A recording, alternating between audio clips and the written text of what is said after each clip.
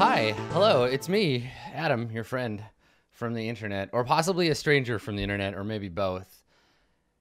Today was a very special episode. Today's a very special episode of Hot for Teacher. It's episode number 5, but that's not why. I mean, that's part of why it's special. But today, today's stream is a special edition of Hot for Teacher because I'm taking part in a fundraiser for a nonprofit called GamerX.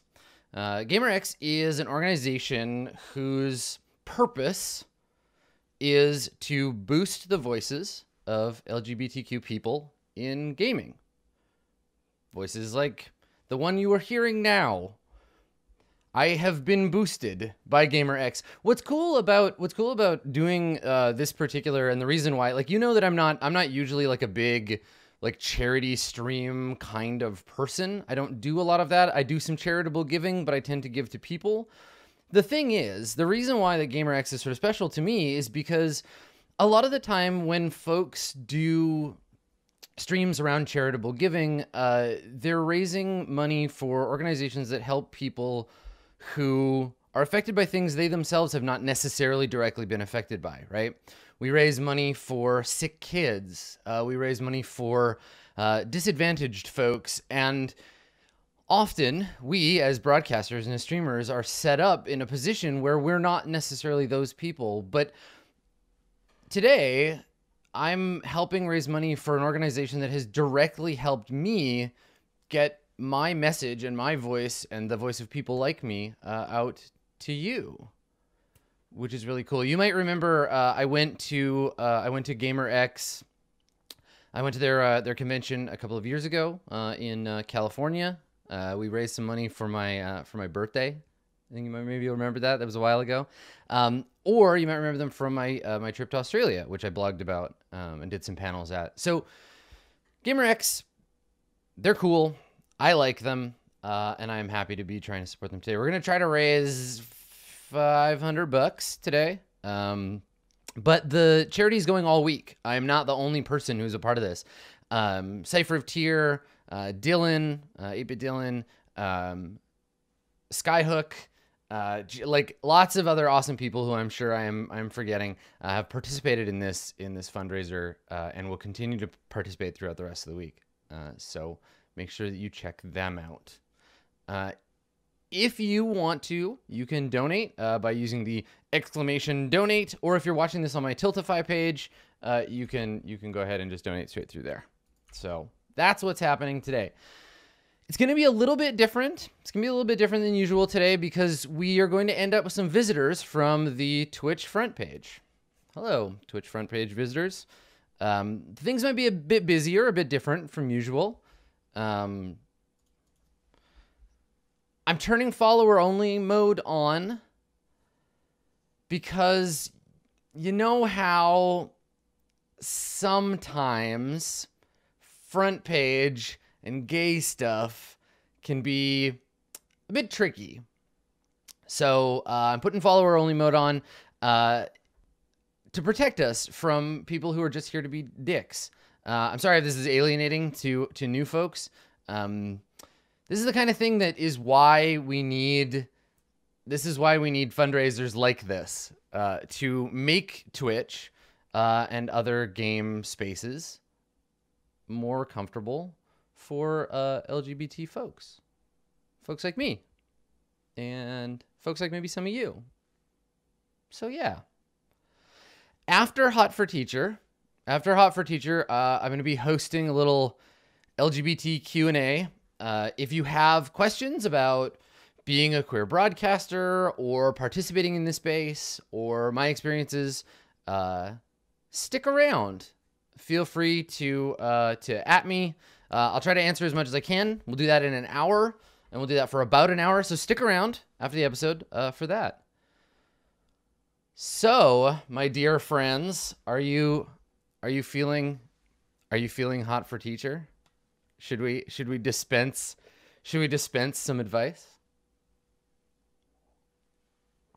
Let's do it. So what is Hot for Teacher? What have you come and found yourself in front of. Hot for Teacher is a write-in relationship advice show. It's a spin-off of my now 50-plus episode-long call-in tabletop role-playing game mastering advice show, Office Hours.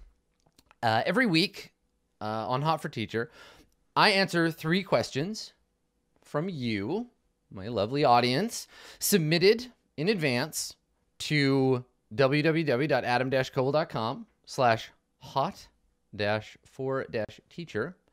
And these are questions about sex and about love, about friendship and relationships and all other kind of quandaries of human interaction. It is a relationship advice show from your favorite game master, a non-monogamous queer man trying to help folks get their shit together. So I want to stress before we get started that if anything that we talk about here today on Hot for Teacher is confusing or weird or upsetting for you, I want you to make sure that you discuss it. Whether you talk about it in chat with your chat friends, or whether in the comments or on the Math Squad Discord server, which you can find by looking it up, or with your friends and family in real life. I want to make sure that you know that this conversation isn't the alpha and the omega of relationship conversations, right? This is just a place to start. I have some opinions, I have some experience, but you're living your own life. So talk about it. Conversation and communication, like at the gaming table, in relationships, is the most important thing. Even if your relationship is just like 45 minutes long, here with me and the rest of the audience once a week. So let's talk about questions. I have 3 today, as usual. And our first one comes from King Oberon. So King Oberon asks, I've been in a relationship with my boyfriend for about 6 months now, but we keep having a certain issue. You see, I'm not a very social person, so talking to people doesn't really come naturally to me. I prefer to stay cloistered and by myself. So I've been trying to open myself up more, but sometimes I just need time alone. He doesn't seem to understand that, and he gets really mad at me every time it happens. But every time I go without it, it being like alone time, I presume, in this, I get super stressed and irritated. Is there a way I can help him understand that I can't be super social every day? I feel this one. This is a thing that happens to me personally. I'm King Oberon in this situation a lot.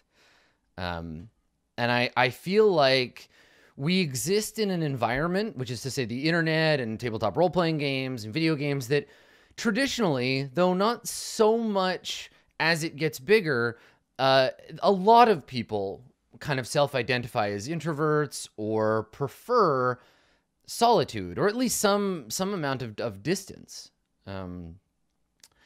Now, King Oberon, they say that opposites attract, don't they?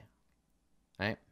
They tell us that shy people and outgoing people will be drawn together, right? That jocks and nerds will be secretly meeting in cloakroom liaisons, and that we want that which is different from our usual self and stuff. Now, I think in many ways this is probably true. I think we can absolutely be drawn to a person by the allure of what makes them different. And at least for me, part of what's so exciting about being close to someone is learning about the things that they like and how they are. Being close to them helps me understand the world differently. I get to go places I wouldn't otherwise. I get to read books I might not usually. I get to listen to music because they like it and want to share it with me. Being in love has a tendency to make me particularly tolerant of stuff I might otherwise turn my nose up at. And the transitive property of I like you and you like this is a powerful one. We can be encouraged to do stuff that is outside our comfort zone for our close friends and for the people we like, right? You may find yourself in a bar in a weird part of town listening to Korean techno and drinking a cocktail made out of pickle juice, and you might look at the person who put you in this situation and say, "Wow, I like them." This is a part of most relationships, I think. The sharing of interests and the merging of desires and needs to a certain degree. It can cause problems too. Some folks find themselves subsumed by their relationships, becoming less themselves and more like something this other person wants them to be. Whether we're talking about fandom or philosophy, it's important to recognize that the self, which is to say the qualities and behaviors that we use as a guidepost to understand who we are, can shift and change, but the changing has to be voluntary and conscious, right? We may realize that, hey, I like this shady bar and this pickle drink. We could take or leave the Korean techno, but this is part of our sphere of familiarity now. And that is a nice feeling. Maybe we don't like any of those things. Maybe we don't like pickle drinks and Korean techno. Maybe we want to stay home and drink tea and watch episodes of Doctor Who. Maybe we're just doing those things because sometimes it's nice to do things with people that we like. And that's okay. It's okay to do things you wouldn't normally want to do, or things that you're not doing because you want to do the thing, but because you like the person. But we have to be clear and honest with people that we're not actually into the thing that much. I firmly believe that people are happiest when they get to do the things that they like to do. When we don't force ourselves into compromising over our activities or our identity. And I feel it's really important for people to have a solid, powerful sense of their self before they start letting someone else mess with that, on purpose or otherwise. Which brings us to Oberon's situation, right? It brings us to Oberon's situation here. Oberon, you describe yourself in pretty clear introvert identification terms. And while I think that there are some troubles with the whole intro, extro binary, like with all binaries, I think it's safe and okay to say, in this case, what you're telling us is, I prefer being alone, and it takes energy to be social. Right? I think that's what you're saying. And that's causing some friction for you and your boyfriend. The bad kind of friction. I need another word. I need to stop using friction to describe bad things, because immediately my mind just goes to like, anyway. I'm willing to bet that you care about your boyfriend. I feel like maybe I can put that out there. I think that's okay. I think we can assume you care about your boyfriend, and that you might sometimes want to do things outside what feels normal for you, like going out of your house and being social, and do these things because your boyfriend likes them and that makes him happy, you know, to have you there for those things. It's admirable. And it's kind of you to want to be part of the things that make your boyfriend happy. I think that's a thing we ought to cultivate, right? A curiosity about the people that we're close to and what they're about. But there can be a lot of anxiety in the kind of intimacy that's expected from us when we get involved with another person. There's this narrative, I guess these are narrative hands. There's a narrative of having to share everything and to open up completely to a person that you're close to, and that nothing is private between two people who are in love. This is as dangerous an idea as it is a stupid one. There's no one way to have a relationship. And if you're feeling undue pressure to act a certain way that you don't want to act, I want to reinforce for you here, Oberon, you don't have to do anything. No relationship is worth betraying your own needs. Not this boy, not the next boy, no boys at all. If you push yourself and try to give up on your solitude, and you let this person dictate how you should act, you're going to end up sad and hurt, and it's going to cause you some psychological damage in the end. I'm not saying that people ought to be inflexible or that we should never take risks or gamble that maybe something new could be good for us. I'm saying that if it feels like too much, you're allowed to say no. And I don't think that this is an introvert thing. I think this is a problem with need and with desire. I don't know what kind of conversations you and your boyfriend have had about this stuff, whether you've sat down already and tried to talk it out, but I know that if you have, to whatever extent, it was probably pretty hard for you. And I think that's a thing that can be problematic in these situations, because a person who tends to be shy or quiet, even when they're talking with their friends or other close humans, they can have a hard time being assertive about their needs. This is part of that shy, difficulty socializing thing, right? If you have a hard time just being around strangers, you probably have a hard time saying, no, I have a boundary around this. Please stop, right? Being assertive can be difficult. On top of that, and this I think is red flags for everybody, right? I think that when we all started looking at this question, we noticed a red flag that I want to address here particularly.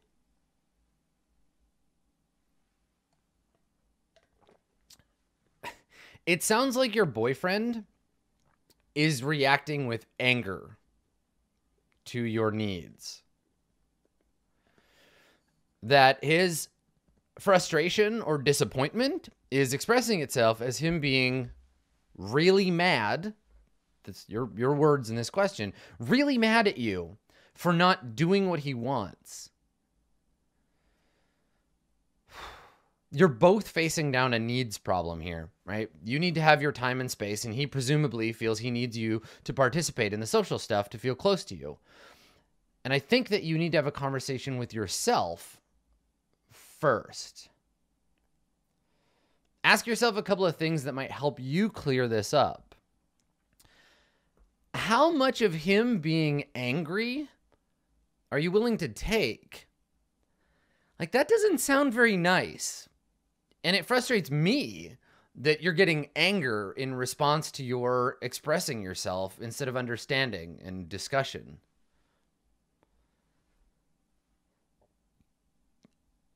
Do you trust your boyfriend to change that anger into a more productive form of communication? Or is this all you're going to get? Is he just going to be mad at you every time you ask for something? That doesn't sound healthy to me. How much social stuff can you handle, right? What are your limits, and how much of that can you take? You need to set some boundaries with this boy and stick to them. You need to figure out what feels like an appropriate amount of time that you need for yourself, and then tell your boyfriend, yo, this is what I need. We've talked before about how sticking to your boundaries is an act of intimacy with someone, that saying no in an open and honest way is meaningful. And I think that what's important here is that you determine where your boundaries are and you say, no more past this. This is what I need to be happy. And you need to expect him to do the same, right? Maybe you've both together agreed that twice a month you're going to go to a party or out dancing together, but the rest of your time together will be quiet and just the two of you. If that's what you need, say so and stick to it. Don't let special circumstances, don't let complaining or whining or him being angry with you sway you from your needs. Know what your needs are, but be flexible enough to change if you need or want that, right? You can move your boundaries. Just don't let anybody else move them for you. I think that unpredictability in the form of being flexible can be really decentering for people. I personally can't do it. Like if I'm in a relationship with someone and they expect me to be able to be spontaneous, right? The demands for spontaneity, for me in a relationship, that's a boundary. They're going to be disappointed I can't be in a relationship with someone who needs that. It's not me being rude and it's not them being unreasonable. It's just, I want things and they want things, and that's fine, right? So talk with your boyfriend about the kinds of things that you need together in as concrete and as honest a way as you can. Be okay with the conclusion of that conversation being whatever it is. I mean to say, don't go discussing this with a goal other than, I will help this person understand my needs. Expect your boyfriend to respect your desires, be willing to try things a different way, and then do the same for him. But don't do anything that's going to make you feel bad. Too often we get attached to relationships simply so that we can have them. If our relationships are making us miserable, we get scared to fix or change them because change is scary. And sometimes the idea that we might not have these relationships is worse than the idea that they might not contribute to our happiness.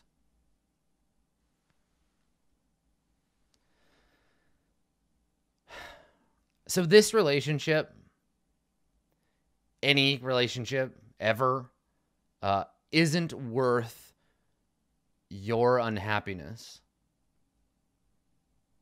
Don't let it be. What I think you should do is ask your boyfriend to be willing to work with you, to figure out what you can both do to feel fulfilled.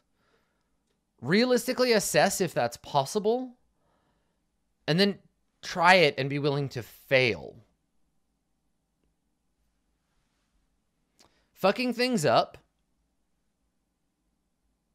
having hurt feelings, and being bummed out doesn't have to be a crisis,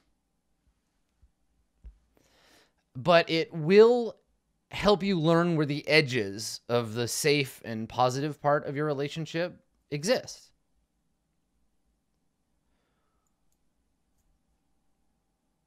And maybe that doesn't work.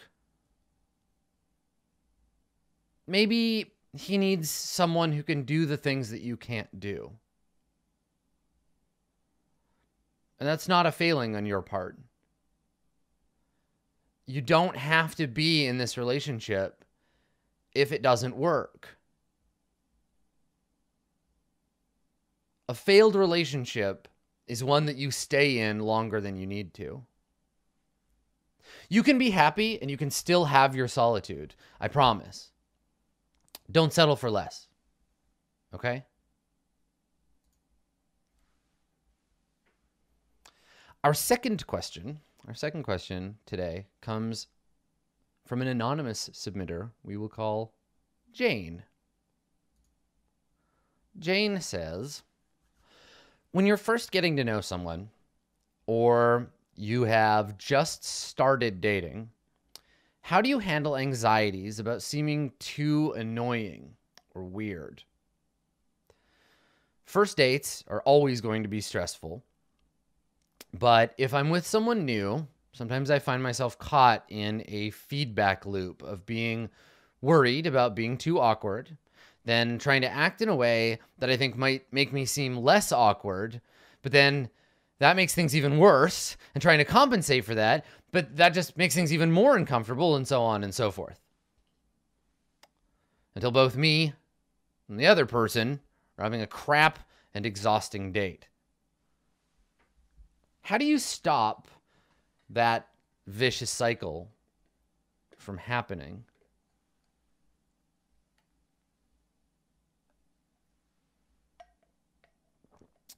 Let me level with you, Jane. I fucking hate being like just barely strangers with someone. I hate it. I think that it's maybe the worst kind of social interaction I can think of. I can handle interacting with bosses. I can handle having to talk to cops. I can handle dealing with drunk bros on the train who want to touch my tattoos. But put me in a room with someone I barely know and expect me to get to know them better artificially? No, thank you. I don't want that. Not into it. It's the worst. In my mind, the first date, and let's be real, often the second and third date, is maybe the most awkward social construct of all time. Here's a shocker for you. Adam thinks that the social dance that is dating is a bullshit mind game. So I'm gonna riff on dating for a second here. We're gonna talk some shit. I'm gonna talk shit about dating for a minute. So dating is a thing that is this highly ritualized form of human sacrifice where we meet a stranger and we spend several hours thinking, could I like them more than I do? Do I want to have sex with this person? Do they want to have sex with me? Is that what, wait, no? Is that not what this is about? Why are they looking at me like that? What do I, do we leave now? Are we gonna, it's this awkward like thing where we don't know them well enough to actually talk about this stuff. So we try to make small talk that isn't actually about any of the stuff that we're talking about or thinking about or feeling. And we try not to be too intimate, but we also try not to be too shy. We spend dinner and drinks or a movie or a walk, or whatever, trying simultaneously to be the coolest, funniest, most fuckable version of ourselves, while also trying to gauge whether the other person is being real or fake as we feel like we're being. Dating is like a samurai duel. Staring into someone's eyes, sweat beading on your brows, staring each other down, only we're trying to figure out who's going to make a move rather than the date ending in arterial spray.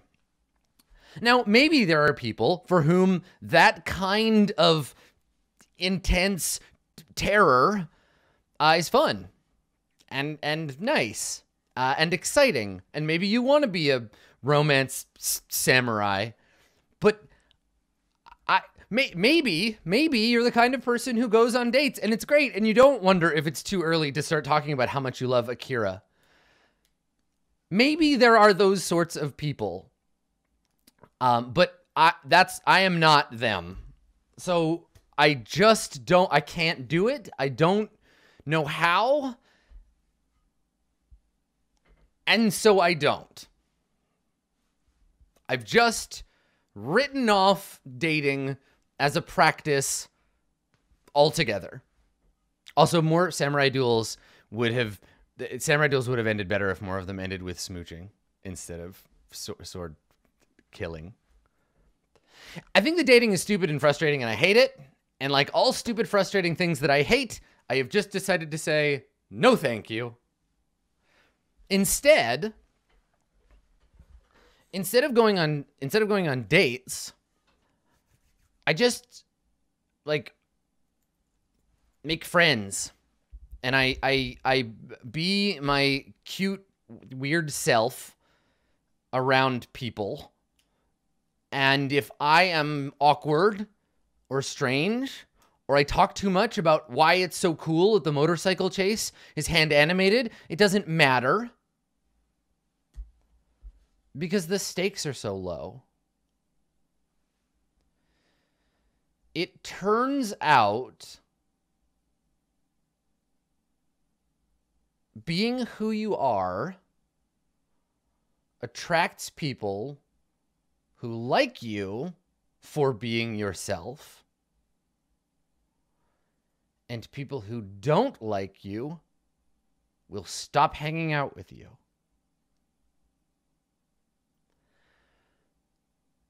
without all the artifice of, what is this? Are we on a date? Are we dating? Are we going to kiss? If I don't smooch this dude, will he ever want to hang out with me? Do I want to have sex with him? I don't know. Do I? No? Yes?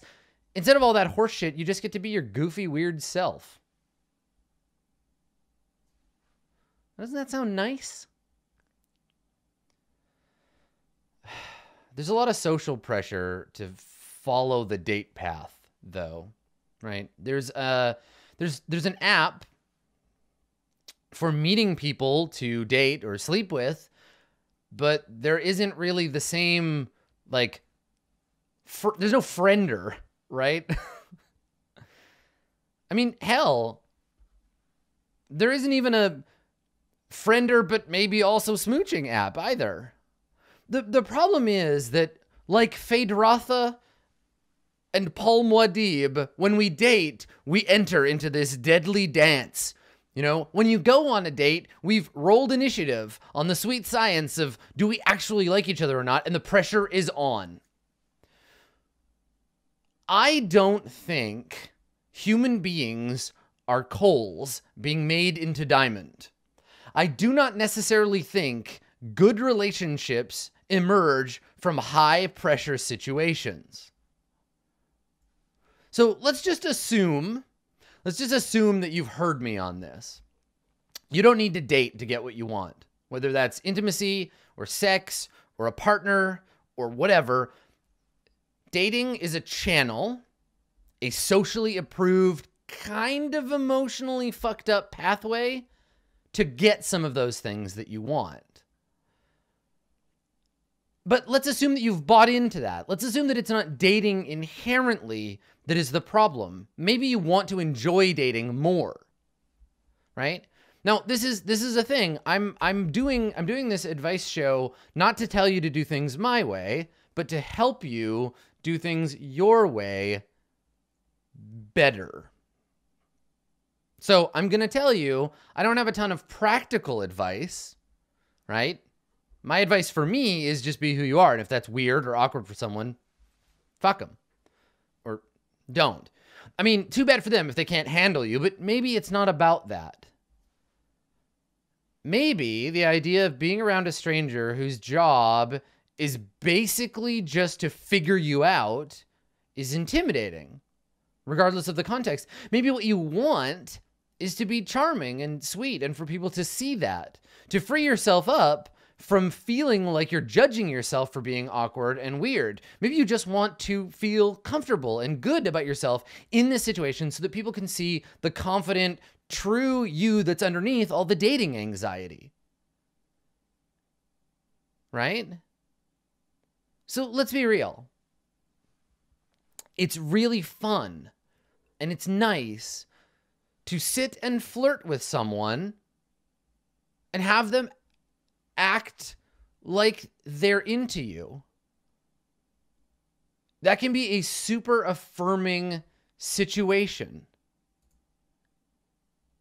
But it sounds like it's the opposite of what you're experiencing right now. And I think that I know the reason why.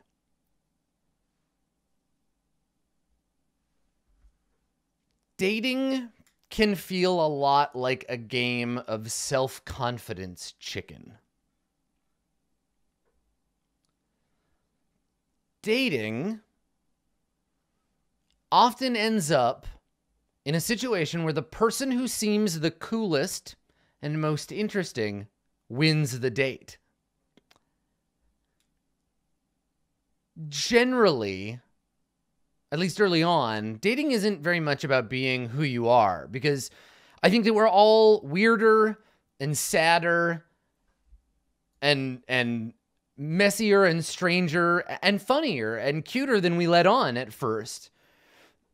It's about pretending that all of the things that make us up aren't necessarily charming, right? It's about pretending that all people want is someone who knows about obscure, cool songs and likes the right movies and isn't too invested in stuff.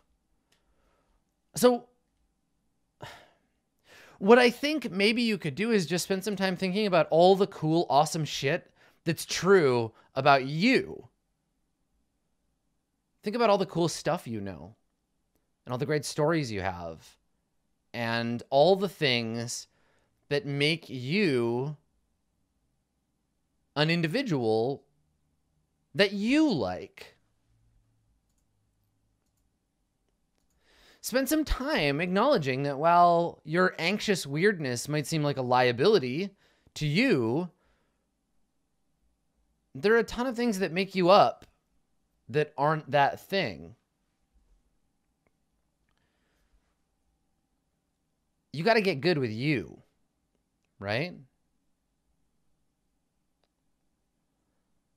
Ultimately, you're the only person you have to impress.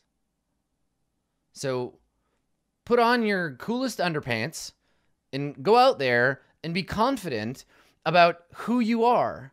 And remember that other people's opinions of you, especially other people's first date opinions of you, don't fucking matter. Be who you are. Be in love with that person first and carry that confidence into your date. And you're never going to have a bad date because you're there with you, right? If somebody can't get past that, or your weirdness is the wrong weirdness for them, that's fine. There are billions and billions of people on this earth you will never get to know. What's one more? For me, the best times that I've ever had with someone I barely know have either been mitigated by a shared activity, right? Learning to be friends over a board game or at an event or something else. Or they've just been us both being aware of how weird it is to be alone with another human being. To a degree, I think that everybody is a little bit performative. This doesn't go away, right? You never become your own authentic self with someone completely. I think that we pretend to be a variation of ourselves depending on who we're with. Strangers, especially. So knowing how much of that feels okay for you, knowing what identity you're wearing and how close it is to your image of yourself is part of navigating developing intimacy with a person, or knowing if you want to.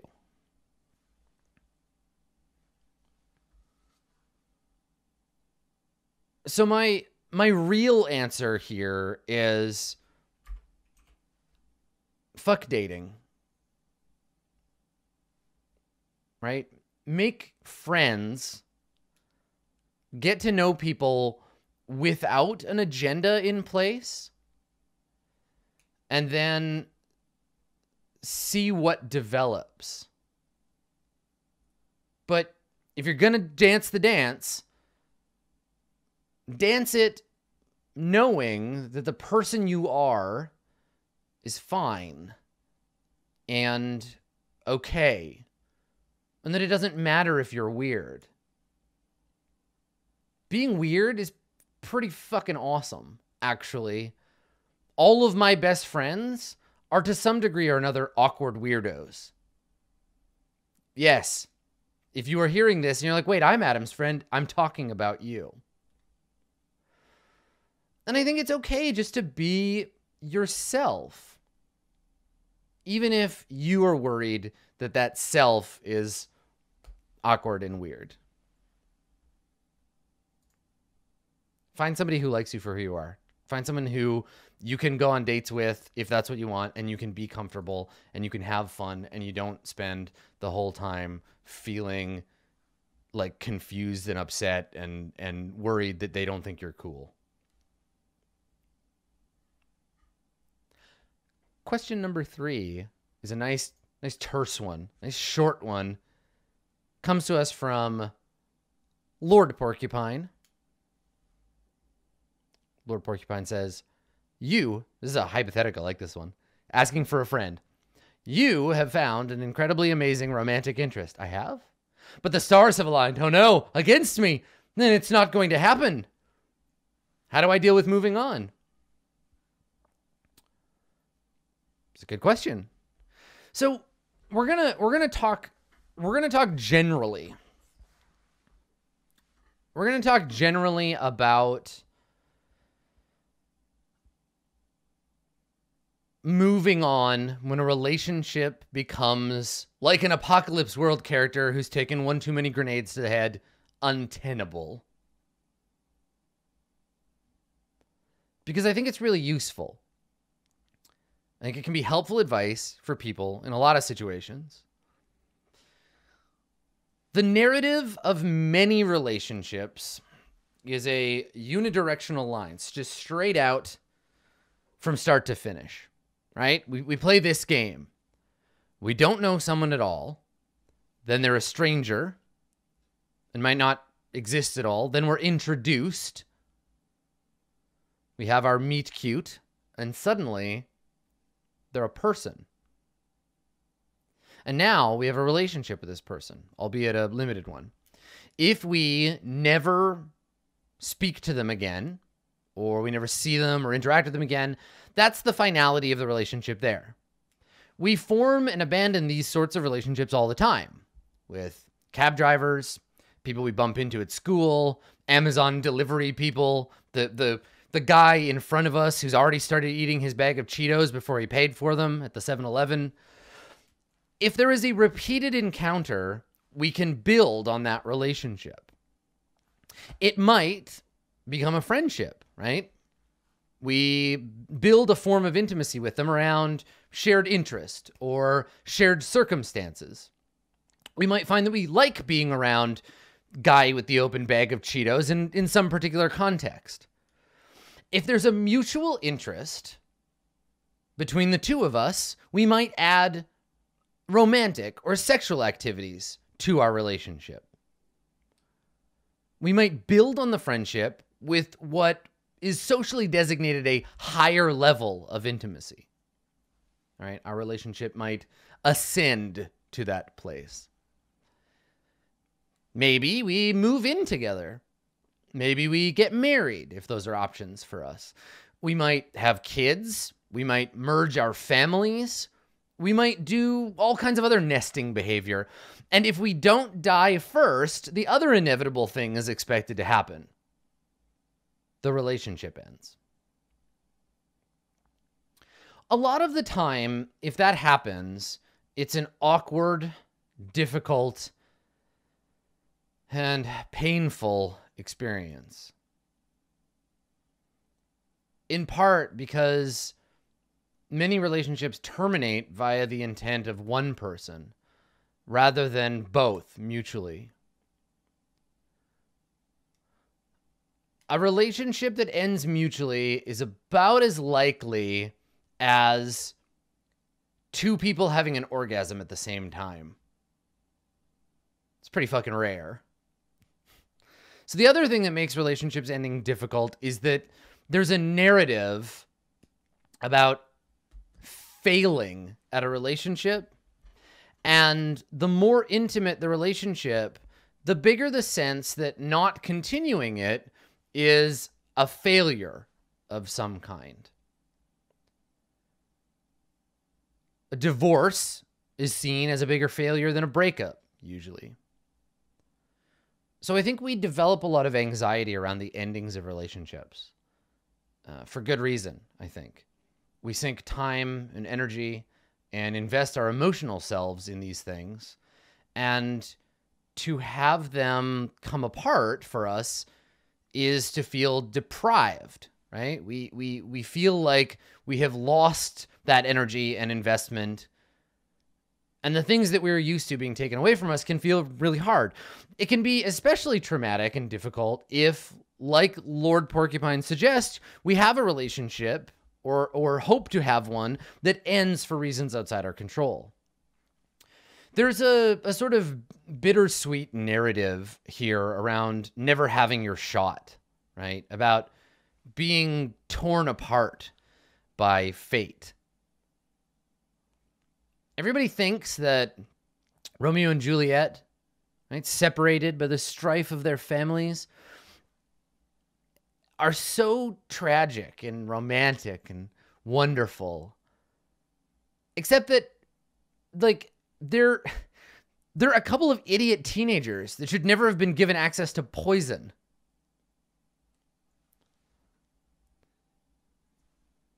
meeting someone that you really like and not being able to pursue a relationship that you both want is supremely frustrating. And it can cause all kinds of feelings of helplessness.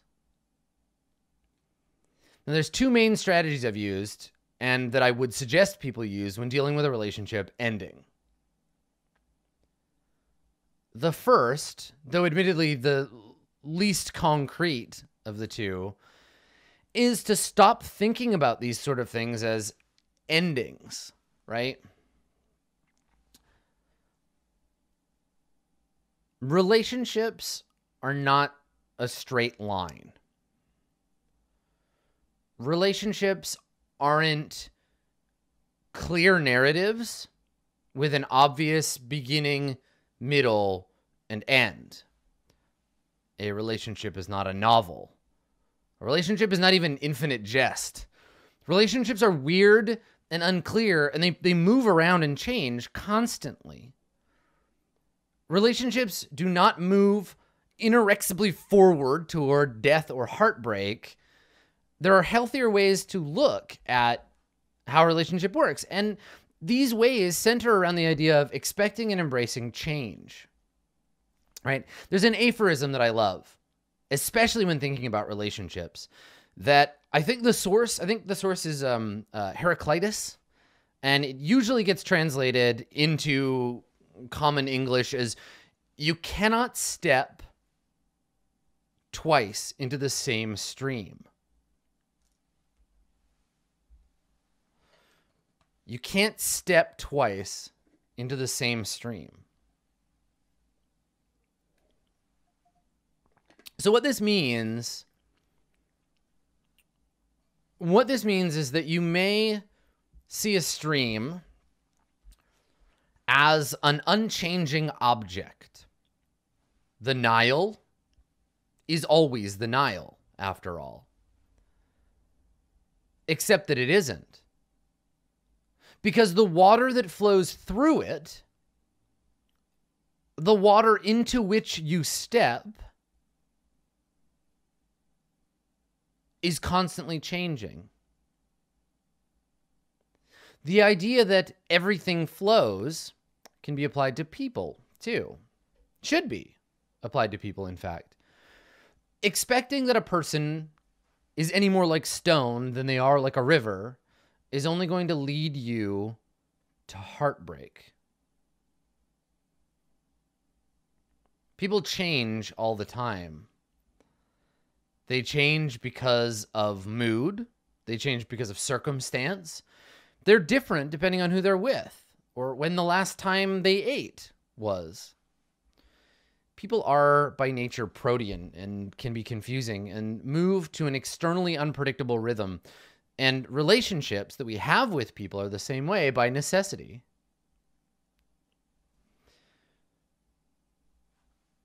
The relationship that I have with my parents now is not the same as the relationship that I had with them when I was a little kid.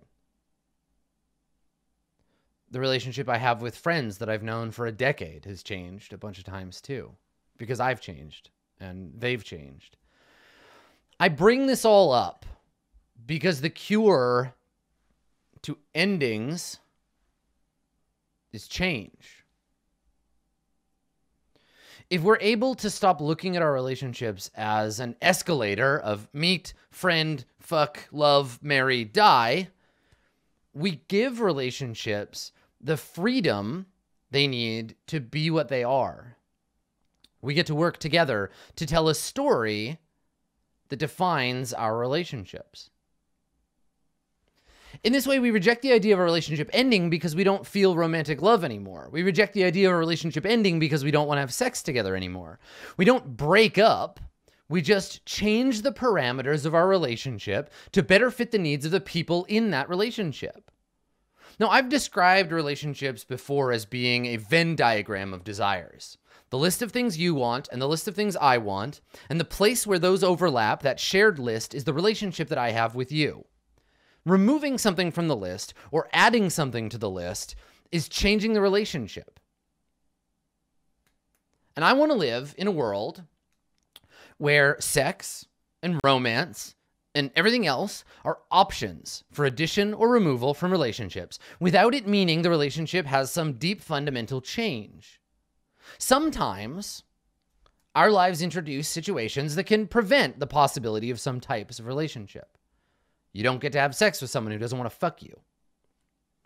You don't get love from someone just because you love them.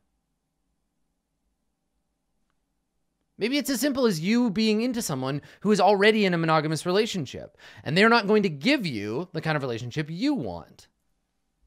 None of that stuff has to be a tragedy. You just find the things that overlap, and you work with that. You embrace and you love those things, and you give them space to change as they need to. A relationship does not have to terminate when you get to these situations. It can instead be reborn as something else. Wouldn't you rather be a phoenix than a dead duck? Now, I'm not saying that every relationship needs to remain the same degree of intimacy or closeness, or that sometimes a direct and hard split isn't necessary. I just think that if we de-emphasize some of the inherent assumptions about relationships, we can turn an ending into a change. So the other tool I use, and this comes up a lot, I'm starting to think that maybe this is my talk to your players of Hot for Teacher, right? Maybe this thing is the universal, one of the universal advices, right? This might be the thing.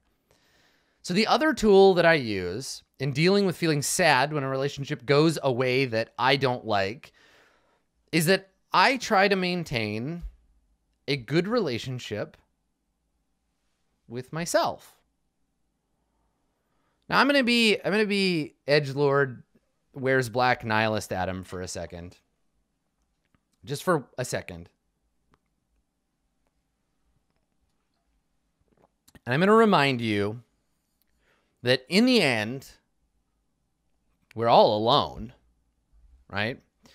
You were born in the company of others, but the experience of birth is a solitary one.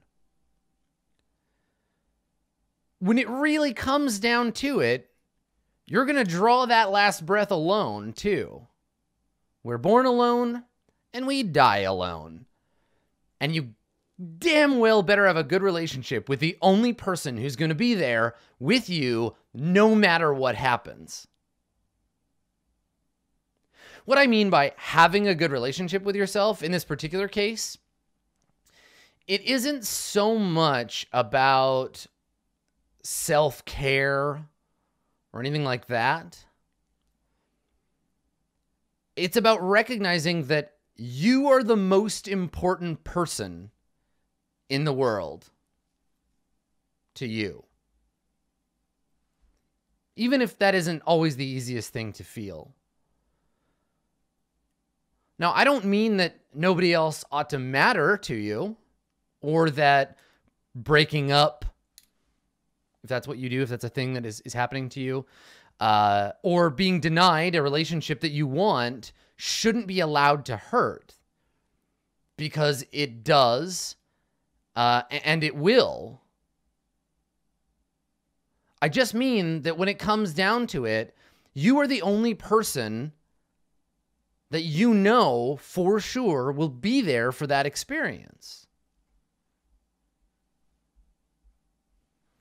So for me, that manifests as recognizing that I need to do work to feel comfortable and happy with myself alone, independent of other relationships.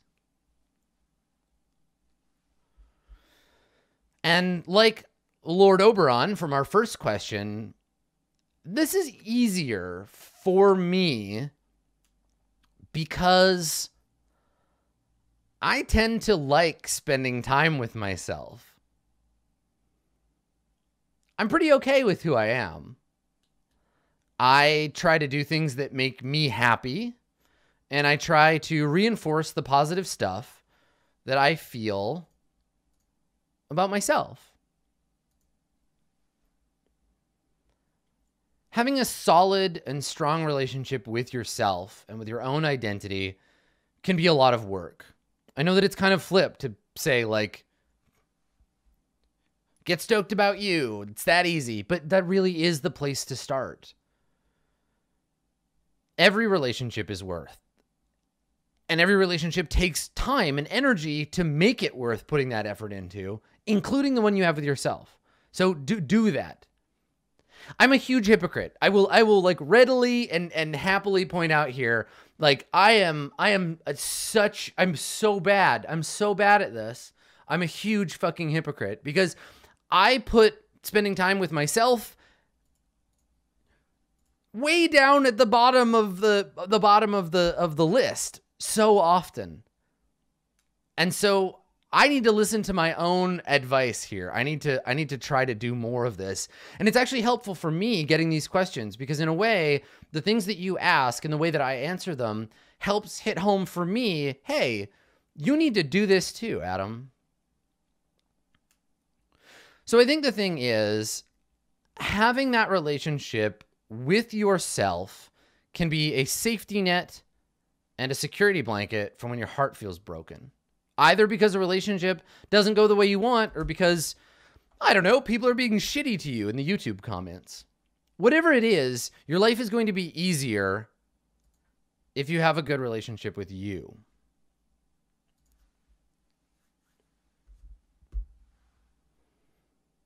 So thanks for coming, everybody. This has been the 5th episode of Office Hours, Hot for Teacher. It's a write-in relationship advice show from this guy. If you want to get involved, go to www.adam-koebel.com, click on the Hot for Teacher link, fill out the form, and I would love to answer your question on the air.